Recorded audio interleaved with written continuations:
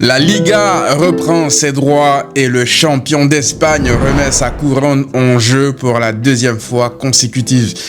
Les amis, je suis très heureux de vous retrouver aujourd'hui. Le Barça a fait son entrée en lice. Cette Liga, ça va commencer directement par la deuxième journée de Liga parce qu'il y a eu effectivement un report à cause de la Coupe du Monde. Le Real Madrid fait également son entrée en lice ce soir. Il joue à l'Espagnol, il se déplace là-bas à Barcelone pour jouer. Et peut-être que cette année, les amis, ça sera l'année de la résolution où j'essaye d'être régulier dans les débriefs du Real, même dans la victoire. Donc, après, s'ils se font dominer pendant 90 minutes et marquent sur un penalty litigieux en fin de match, je vous dis la vérité, j'aurai pas du tout la motivation de faire les débriefs parce que j'aurai le seum et ça se verra dans la vidéo. Mais on va quand même essayer, on va essayer. Donc ce soir, si jamais je dois sortir le débrief du Real, les amis, j'espère que vous serez là, je compte sur vous. Le Barça, quant à lui, fait sa rentrée demain à l'Estadio Martínez Valero.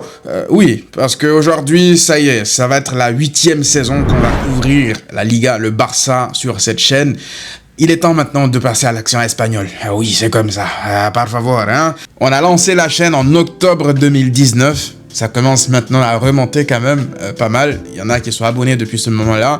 Il y en a qui regardent la vidéo qui ne sont toujours pas abonnés. Donc abonnez-vous les amis. Donc voilà, plus sérieusement, ça fait très longtemps qu'on couvre maintenant le Barça sur cette chaîne. Pour la 8e saison, je suis très excité. Je suis très hype par cette nouvelle saison. Donc ouais, on est reparti, hein. On espère une nouvelle saison de Hate Watch réussie. Une nouvelle saison de succès du Barça en Liga, mais aussi en Europe. Bref, on attend une fin de saison heureuse. Alors, on est parti. Vamos, venga, vamos. Vamos a la playa del favor de si, del nord, del si, del papel, de si. Tout, non, si, ami, no.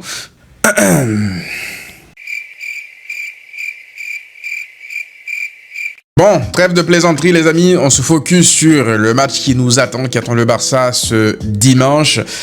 Important de préciser par exemple que Elche a déjà un match d'une journée de Liga, je veux dire, dans les jambes. C'est leur deuxième journée de Liga, ça. Donc le Barça va affronter une équipe qui est dans un meilleur rythme qu'elle. Donc on va essayer de faire le 11 en fonction de ça aussi, en fin de vidéo, deuxième partie de vidéo, en prenant en compte ce facteur-là. Du coup, Elche, c'est une équipe qui, je pense, a un peu changé par rapport à la saison dernière. Vous savez, la saison dernière, c'était une équipe un peu hipster, un peu hippie. C'était une équipe qui refusait de lâcher la possession, même face au Real, même face au Barça. Ils ne voulaient pas la lâcher. Donc, résultat, c'est une équipe qui, lorsqu'elle avait le ballon, n'hésitait pas à construire de derrière, quitte à prendre d'énormes risques, à jouer plein de fois des séquences de possession longues et à essayer de construire de derrière pour aller marquer, à s'installer dans le camp adverse. Encore une fois, que ce soit le Barça, contre le Real ou même contre l'Atlético Madrid. Pourquoi ?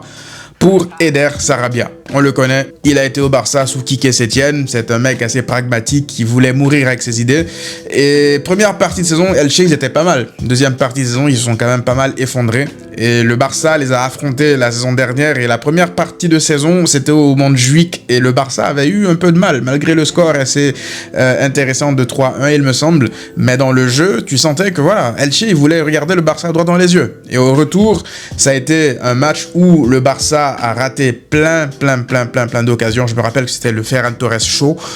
Mais dans le mauvais sens du terme, c'était voilà une boucherie en termes d'XG généré et j'avais rarement vu le Barça rater autant d'occasions. Cette année, Eder Sarabia a décidé de prendre une année sabbatique, de se reposer et donc de laisser sa place à un autre. Aujourd'hui, Elche, c'est une équipe, je pense, qui va être un peu différente, même si, sur le premier match de leur Liga, ils ont quand même eu, je crois, plus de 60% de possession. Donc ça se voit qu'il y a quand même les préceptes qui sont un peu restés. Maintenant, est-ce que face au gros, son successeur sera aussi ambitieux que Eder Sarabia, notamment contre le Barça? On aura la réponse assez rapidement. Moi, je pense que le Barça aura quand même des occasions. Ils ont perdu aussi des joueurs, notamment Mendoza qui était parti lors du mercato d'hiver dernier à l'Atlético Madrid et il me semble qu'ils ont perdu aussi un milieu important, je sais plus si c'est Alex Febas ou qui, ils ont perdu un joueur important, deux joueurs du coup importants qu'ils ont perdu à l'espace de 2 mercatos. Ils se sont sauvés de justesse de la relégation, donc je m'attends en fait à un Elche légèrement plus faible que la saison dernière. Ça ne veut pas dire que ce sera plus facile pour le Barça, attention, parce que le Barça revient aussi limite d'une tournée internationale de pré-saison. Donc, dans quel état de forme tu seras en termes de compétitivité, ça, on le verra. Je pense que Flick sera assez convaincant en fait pour faire comprendre à ses joueurs que c'est pas un énième match de pré-saison, c'est la Liga, c'est la compétition qui débute là. Maintenant par rapport par exemple à un mec comme Rodri, voire même Cancelo, ça m'étonnerait qu'il soit dans le groupe. Là je sors cette vidéo aujourd'hui, je l'enregistre donc forcément hier, à ce moment-là je sais pas c'est quoi le groupe qui fera le voyage. Rodri est déjà à l'entraînement, Cancelo pareil, mais Rodri était dans un entraînement individuel. Je pense que Cancelo était déjà dans le groupe. À voir ce que Flick va décider, mais ça m'étonnerait quand même que Rodri soit inclus dans le groupe pour ce match-là. Je pense qu'il y a de très grandes chances qu'il soit de retour pour la prochaine journée de Liga qui sera, je pense, en milieu de semaine. Donc ça va arriver très vite. Rodri, il est là, il est présent, mais est-ce qu'il est assez en rythme, assez d'entraînement dans les jambes pour être prêt pour ce match-là? On verra. Au moment où cette vidéo sortira, je pense qu'on aura déjà la réponse. Du coup, je vous avais demandé de me poser des questions sur Instagram. On va essayer de répondre ici à quelques-unes. Les autres, on va directement répondre là-bas sur Instagram. Du coup, venez sur Instagram pour les prochaines fois. On part avec la première question. Penses-tu que Frenkie de Jong aura une place dans le 11 après son retour? Alors déjà, par rapport au cas Frenkie de Jong, moi je pense qu'il y a eu une cassure vis-à-vis de Flick. Entre lui et Flick, il y a eu une cassure depuis ce qui s'est passé la saison dernière. Frenkie de Jong, il peut sortir, faire des interviews autant qu'il veut. Moi, je pense même que le fait qu'il choisisse comme ça la chaîne officielle du club pour venir parler, dénoncer par exemple Gérard Romero qui, soi-disant, inventerait des choses sur lui, je pense qu'il y a peut-être une part de vérité dans ce qu'a dit Gérard Romero. Est-ce que Gérard Romero dit la vérité sur tout? Je ne sais pas. Je ne peux pas le confirmer. Je ne veux pas prendre parti pour un ou pour l'autre. Mais les faits parlent beaucoup plus que les paroles.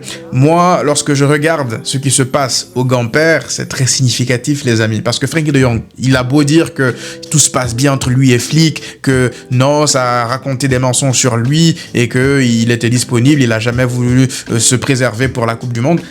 Moi, je regarde ce qui se passe encore une fois au Gamper.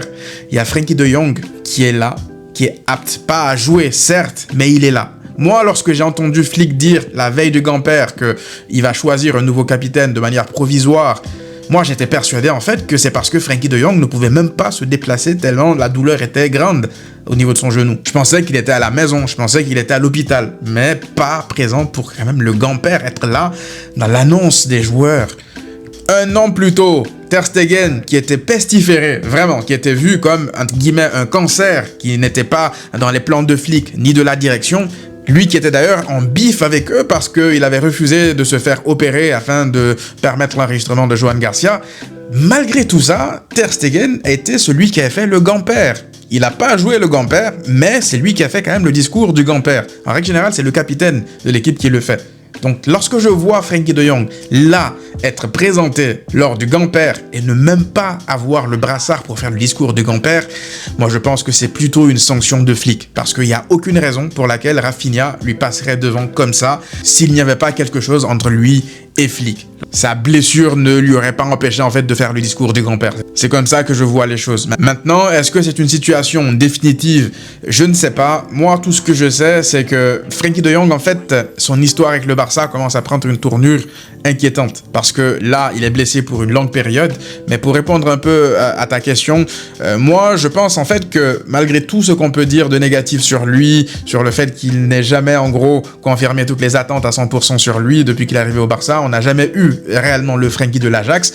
C'est peut-être dû au fait aussi que Frenkie de Jong n'a jamais vraiment eu un vrai 6 pour jouer à côté de lui. Parce qu'à l'Ajax, il était dans le double pivot, mais c'était pas lui le 6. C'était vraiment une sorte de box-to-box. Il était exceptionnel à l'Ajax. Donc moi, lorsque je regarde aujourd'hui un Rodri qui arrive, je me dis que lorsque Frenkie sera de retour, évidemment qu'ils pourront jouer ensemble. Je pense même que les deux joueurs seraient extrêmement complémentaires. Peut-être même plus complémentaires que Pedri et Rodri. On ne sait pas, on verra.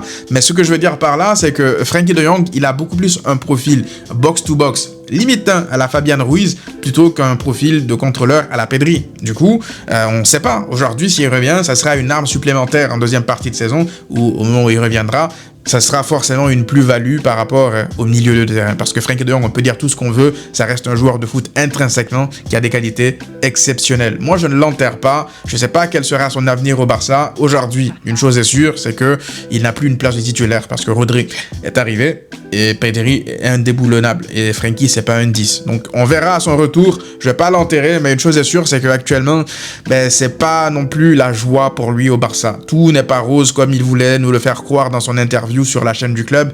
Tout va pas si bien qu'il veut nous le faire croire. Moi je pense qu'il y a des problèmes en interne et j'espère pour lui en fait que tout va s'arranger. Xavi Espart, quel joueur? Tu le vois s'insérer dans la dynamique de l'équipe? Ah oui, là clairement, définitivement. Là Xavi Espart, je pense qu'il est parti pour prendre numériquement la place de Casado sur cette saison. Moi je pense que Flick aurait aimé pouvoir utiliser Casado beaucoup plus la saison dernière.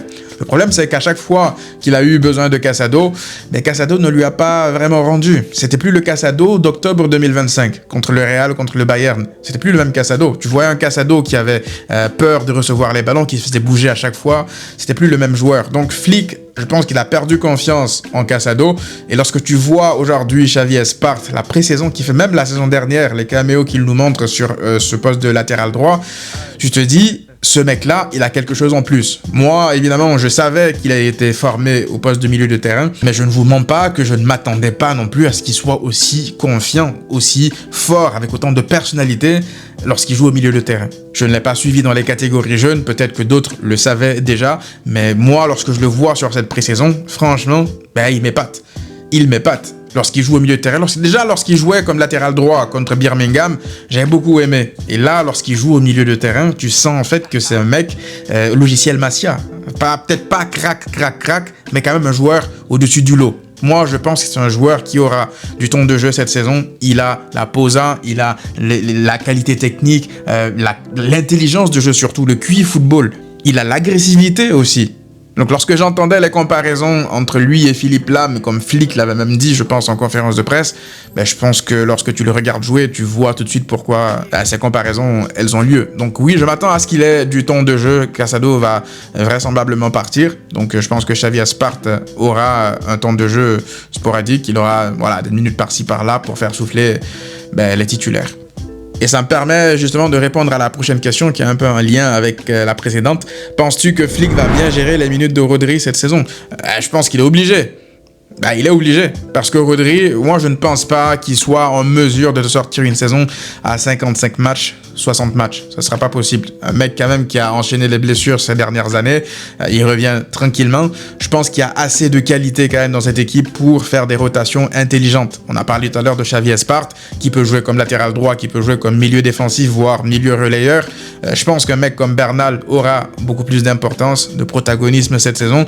Un mec comme Frenkie de Jong lorsqu'il sera de retour, un mec comme Pedri, tout ça, en fait, il y a de quoi réussir en fait à bien gérer les minutes de Rodri. Le Barça aura besoin de Rodri dans les plus gros matchs. Contre le Real Madrid, en Ligue des Champions, lorsque ça va commencer à se corser, c'est là que le Barça aura réellement besoin de Rodri. Le Barça n'a pas besoin de Rodri contre Elche, là, ce dimanche. Le Barça n'a pas besoin de Rodri contre l'avant-dernier du championnat ou le dernier du championnat. Le Barça aura besoin de Rodri lorsque ça sera très compliqué, lorsque l'adversaire en face sera d'un niveau très élevé. Donc je pense que ça sera plus que nécessaire de bien gérer les minutes de Rodri, mais également les minutes des autres, notamment Rafinha, notamment Lamine Yamal, notamment Pedri. Ce sont tes meilleurs joueurs, tu dois t'assurer que lorsque les échéances importantes, les matchs coup près arrivent vers février-mars, que ces gars-là, en fait, qu'ils soient prêts, qu'ils soient en mesure de te donner le maximum de ce qu'ils peuvent te donner. À ce moment-là, tu auras beaucoup plus de chances d'aller plus loin en Ligue des Champions, par exemple. Est-ce que Flick a appris de ses erreurs? Ligne du hors-jeu trop haute, retour au 4-3-3.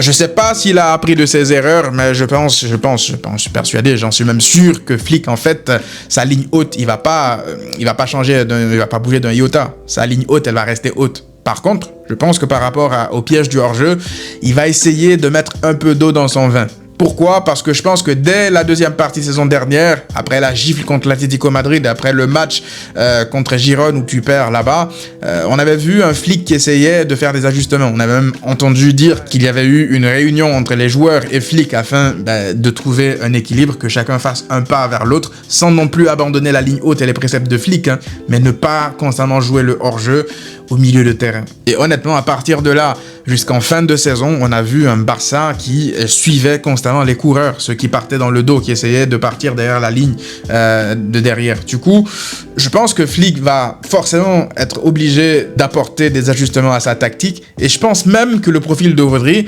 l'obligera littéralement à le faire. Parce que Rodri, c'est pas non plus un mec qui va être dans la compensation à chaque fois, de faire des allers-retours pour essayer de combler des brèches. Rodri, c'est un joueur athlétique, certes, c'est un joueur grand, c'est un joueur qui gère le tempo, mais je ne pense pas que Rodri sera ce joueur-là qui va se complaire dans ce style de jeu ping-pong, où il y a des transitions que le Barça subit toutes les 3 secondes. Rodri te permet justement, normalement, a priori, parce qu'on verra, c'est le terrain qui parle, d'avoir un meilleur contrôle, d'avoir une meilleure mainmise sur la gestion du tempo d'un match.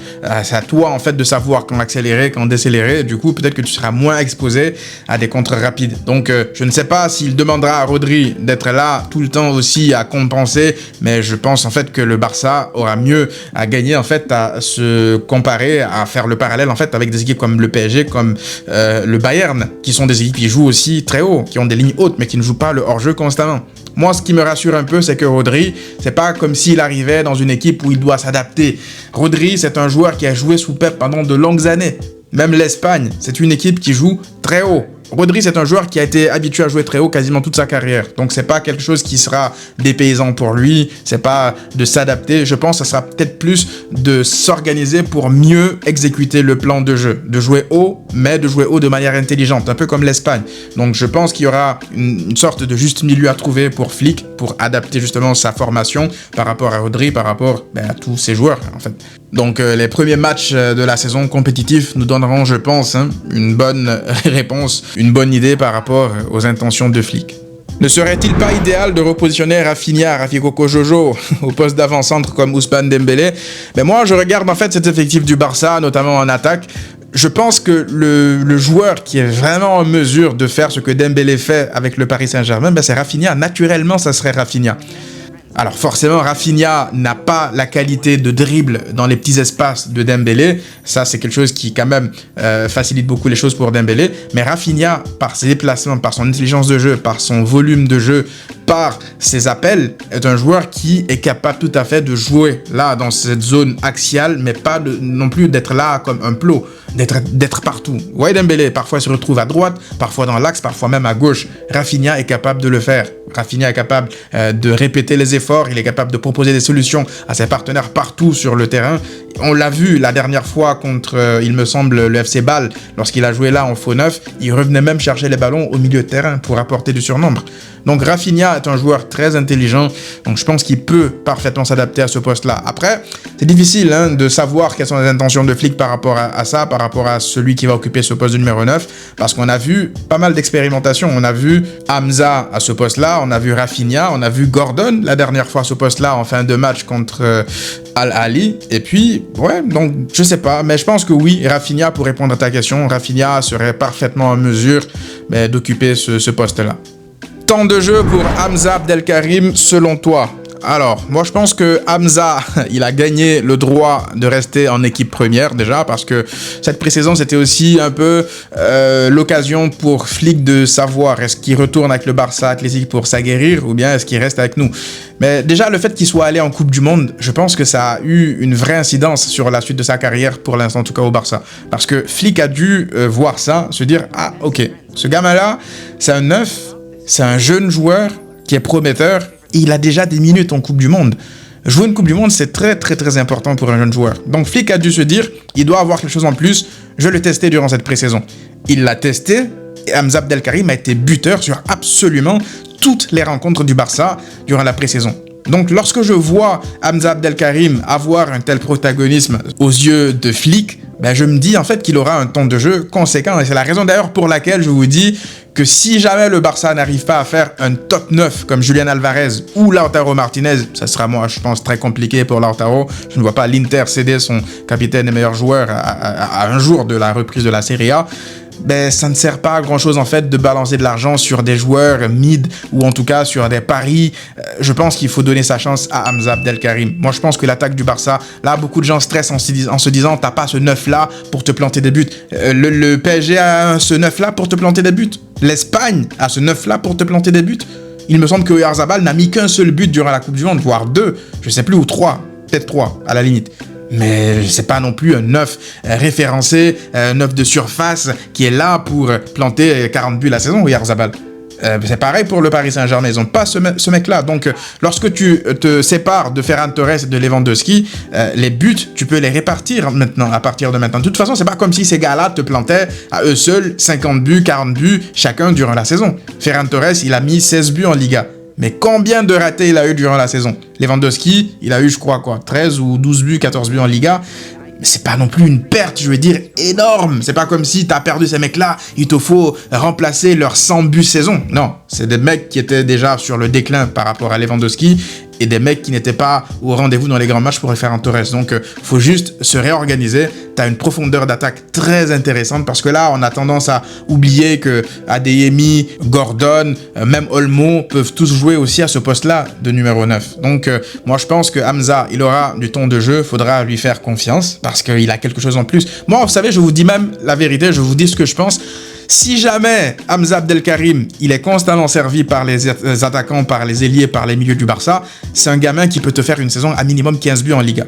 Vous voyez le Gamper, même durant cette pré-saison là, le style de but qu'il met, c'est des styles de but de renard de surface, de neuf qui a le flair. Il joue simple, il se complique pas la tâche. Appel, contre-appel, il reçoit le ballon d'eau au jeu, remise pour le joueur le mieux placé, il fait des courses directes dans la surface. Il a une vraie présence. Vous voyez lors du Gamper, je pense que si on est dans un match officiel ce jour-là, si on n'est pas, je veux dire, dans un match amical, il est capable de terminer ce match-là avec minimum 3 buts lors du Gamper. Je vous explique pourquoi. Lorsqu'il ouvre le score, lorsqu'il marque ce but-là, Hamza Abdelkarim, déjà, il se procure une grosse occasion. Il tire sur le gardien, il était hors jeu.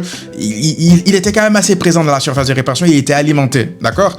Et lorsqu'il marque ce but-là, là, dès après le fait qu'il ait marqué le but, tu vois que les autres, notamment Rafinha, notamment Fermin, les autres attaquants du Barça, tu vois qu'ils avaient eux aussi envie de se faire plaisir maintenant. C'était en mode, t'as marqué, c'est bien, t'as eu ton but, nous aussi on a envie de se faire plaisir, c'est un match amical. Alors que si c'était un match de compétition, je pense qu'ils auraient beaucoup plus respecté le jeu pour essayer de le servir davantage. Et je pense que c'est un mec qui ne va pas arrêter, qui sera toujours là, en train de faire des appels, en train de demander le ballon, en train de regarder le ballon qui traîne, à sentir, à toujours être là à l'affût. Donc lui, je pense qu'il est capable de vraiment être ce neuf de surface là dont le Barça a besoin dans le profil. Ça ne sert à rien d'aller chercher un neuf mid, ou en tout cas un neuf, même s'il est référencé, mais quand même mid pour être un target man, alors que t'as Hamza qui est capable d'assurer ce rôle-là. T'as pas encore une fois besoin d'un neuf qui va te planter 50 buts la saison. Si t'as un mec comme ça de son profil, tu l'as, qui est capable de rentrer et te planter des buts en fin de match, je me dis, il faut aller avec cette attaque-là et puis attendre l'opportunité de signer un vrai neuf top mondial référencé à ce poste-là quand l'occasion sera possible. Notamment Julian Alvarez, pourquoi pas. Moi, j'ai toujours espoir, je vous dis la vérité. Ou alors Lautaro, ou alors un autre neuf, on verra. Tu penses la compo contre Al-Ahly, c'est celle contre Elche? Alors, je sais pas, parce que là, on va déjà ouvrir le tableau du 11 que je vais essayer de mettre en place pour ce match-là. Ça, là, c'était le 11 qui avait débuté contre Al-Ahly. Donc, moi, je pense que Flick, il peut partir avec deux options. Il peut se dire, ok, je vais partir avec des joueurs sans rythme, même si ils sont au-dessus du lot, peut-être qu'à 50%, ils sont quand même au-dessus d'autres joueurs, je veux dire, contre qui ils auront plus, je veux dire, moins de rythme. Ou alors, il peut se dire, cette année, j'ai un effectif, en fait, de qualité. C'est pas la peine de me précipiter. La Liga, c'est un marathon. Et c'est pas pour autant non plus que je vais aligner une équipe C. Je vais aligner une équipe compétitive, mais une équipe un peu remaniée en fonction des rythmes des joueurs. Parce qu'il faut pas oublier que l'équipe d'en face, Elche, ils ont non seulement une pré-saison dans les jambes, mais ils ont aussi un match de compétition officiel dans les jambes. Le Barça n'a pas de match de compétition officiel dans les jambes. Donc, moi, je vais voir quand même quelques ajustements par rapport à Al-Ahly. Déjà, je pense que Koundé ne débutera pas ce match-là pour la simple et bonne raison que Christensen a joué quasiment tous les matchs de pré-saison. Ni Koubarsi, ni Koundé, pour moi, ne débuteront ce match. Après, je peux me tromper, Flick peut nous surprendre. Koundé, il a commis une erreur qui a coûté un but contre Al-Ahly, mais il a fait quand même un bon match dans l'ensemble. Ce poste de défenseur central, ça fait longtemps qu'il a plus joué là.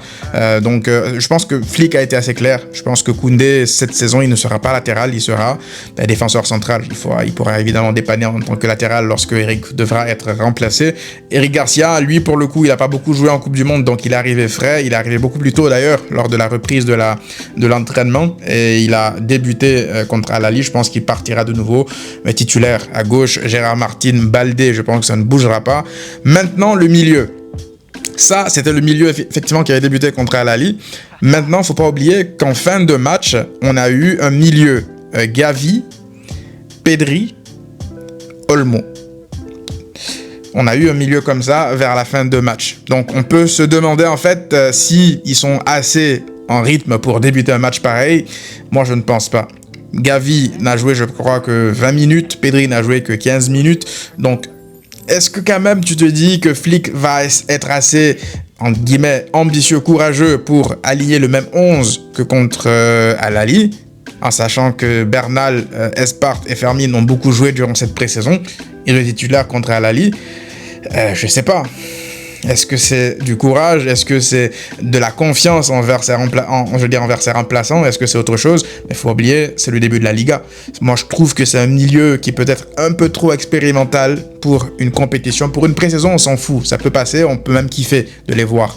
Mais Bernal, déjà, moi aussi, je vous l'ai dit, ça ne me rassure pas lorsqu'il est tout seul. On l'a vu d'ailleurs à un poste un peu plus reculé. Hein. Il était en pointe basse contre Al Ahly. C'était Xavi Espart qui était un peu plus haut. Ce poste de milieu relayeur comme ça. Et puis Fermin Lopez, il a été très bon et puis s'est éteint vers la fin de la mi-temps.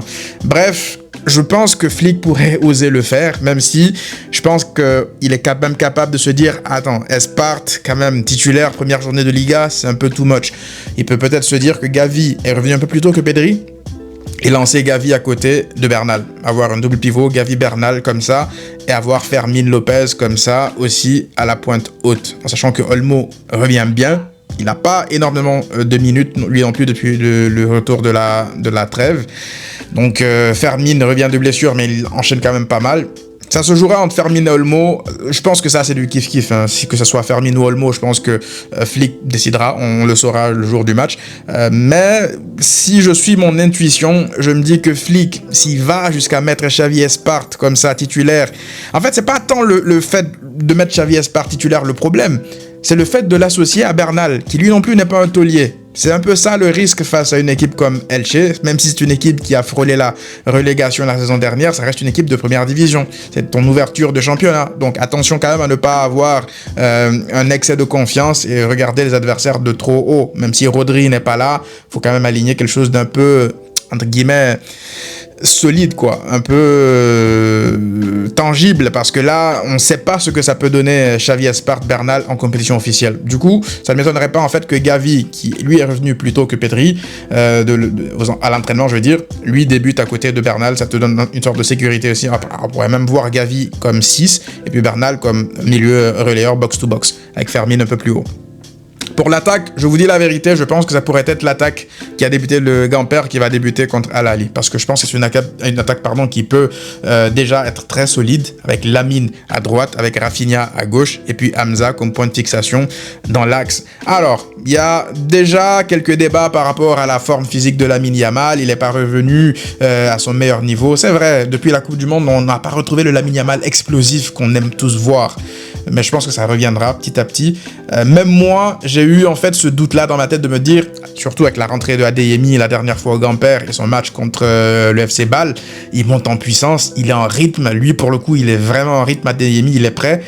Je me suis dit, ça m'a vite traversé l'esprit, vous voyez, je me suis dit, est-ce que ça serait pas une bonne idée de partir avec Adeyemi et puis de préserver Lamine Yamal, le faire entrer avec tous les autres cadors, là, les titulaires comme les Pedri en deuxième mi-temps. Et puis je me suis sorti l'idée de la tête, parce que ça reste Lamine Yamal, tout simplement, parce que c'est Lamine Yamal. Lamine Yamal, même à 50%, il n'a pas fait un match exceptionnel contre Al Ahly. Mais tu vois sur quelques fulgurances, il élimine, il rentre, il essaye. C'est juste que voilà, il avait de mauvais choix dans la finition, il perdait beaucoup de ballons. Au bout d'un moment, il donne un ballon extraordinaire à Eric Garcia qui s'était présenté à la surface de réparation, il s'est fait oublier. Une passe limite aveugle comme ça, et puis Eric Garcia qui centre dans la surface, mais il ne trouve pas preneur. Du coup, oui, Lamine Yamal, lors de la compétition, on le sait, c'est une bête de compétition, il sera au niveau. Je pense qu'il sera prêt, même s'il n'est pas à 100%, il pourra toujours délivrer de la magie. Et puis Rafinha, à gauche, j'aurais pu mettre Rafinha, en fait, j'aurais pu aligner, si vous voulez, un peu l'équipe qu'on avait vue aussi, entre guillemets, contre Bâle, un peu mixée à l'équipe qu'on a vue contre Al-Ahly en deuxième mi-temps au Gamper. C'est-à-dire Gordon à gauche comme ça, et puis Rafinha en faux numéro 9. C'est une option, c'est vrai. Là, pour le coup, Rafinha, en fait, c'est une expérimentation, ça aussi. Parce qu'on ne sait pas ce que ça peut donner, Rafinha, plus Gordon. Ça fait en fait deux joueurs. Lui, Gordon qui rentre dans le 11, plus Rafinha qui doit s'adapter. Je ne sais pas si c'est pas too much en termes d'expérimentation pour une première journée de Liga, techniquement une deuxième journée de Liga compétitive. Donc ça ne m'étonnerait pas en fait que Flick il parte un peu sur des acquis, sur certaines sécurités, même si Hamza est jeune, il n'est pas expérimenté au plus haut niveau, mais il a montré de très bonnes choses. Il est en confiance durant cette pré-saison, il marque des buts, il est sur une lancée. Les attaquants, on le sait, lorsqu'ils commencent à marquer, ça s'enchaîne. Du coup, ça ne m'étonnerait pas en fait de voir comme ça cette équipe-là débuter. Et puis en deuxième période, pourquoi ne pas voir par exemple Gordon, Adeyemi rentrer par exemple à la place de Hamza comme ça. Et puis Lamine Yamal, je pense pas qu'il jouera 90 minutes, il a pas 90 minutes encore dans les jambes. Et puis voir Adeyemi, Gordon, Rafinha, lui il est lancé. Rafinha il est fit, ça se voit en fait qu'il est en jambes. Il a pas beaucoup joué en Coupe du Monde, il s'est blessé assez tôt. Donc oui, je pense qu'il est prêt. Il est prêt. Donc en deuxième mi-temps, c'est pas impossible en fait de voir une équipe comme ça, voire même une équipe comme ça avec Gordon qui est à gauche et Rafinha qui fait l'essuie-glace, qui se promène un peu partout. Et puis Adeyemi aussi faudra donner du temps de jeu à tout le monde. C'est ça en fait le défi de Flick sur cette saison-là. Ça ne sera pas d'aligner les mêmes joueurs H24 et se dire ce sont mes titulaires, ils doivent pas bouger. Lamine Yamal, on l'a dit, le fait qu'il soit pas disponible en fin de saison dernière, ça aurait pu être, je veux dire, dangereux si le Barça était allé en demi-finale de Ligue des Champions. Donc faudra aménager ses minutes. Et puis on verra le petit Bissou aussi qui a l'air de plutôt plaire à Flick. On verra s'il a des minutes, ça m'étonnerait vu le nombre de personnes, le nombre de joueurs qui sont en attaque. Donc voilà, je pense qu'on pourrait terminer le match comme ça avec Olmo qui rentre aussi en deuxième période, avec Pedri qui va forcément rentrer, Pedri qui est de retour. Et puis Bernal, je pense que c'est possible qu'il fasse les 90 minutes. Donc pourquoi pas un Pedri, Bernal, Olmo pour terminer le match, ou en tout cas Xavi Espart. Moi je pense que Xavi Espart il aura des minutes, soit en sortie de banc, soit comme titulaire il aura des minutes. Donc voilà le 11 que moi je vois Flick aligné. Vous me direz dans les commentaires si vous voyez des ajustements ou pas. N'oubliez pas de vous abonner, on se retrouve aussi très probablement ce soir pour le débrief du match du Real, en espérant une contre-performance. À très vite les amis.